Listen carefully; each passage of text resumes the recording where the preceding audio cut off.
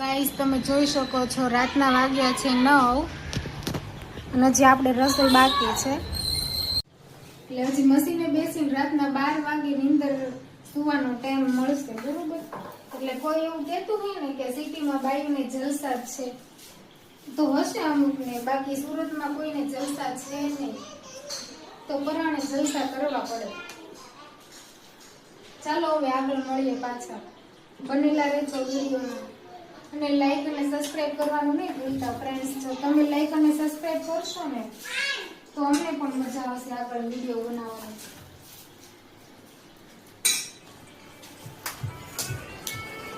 અહીંયા આવી ગયા છે ધ્યાનીબેનના ફ્રેન્ડ એટલે ધ્યાની ને ફ્રેન્ડ બે મસ્તી કરે છે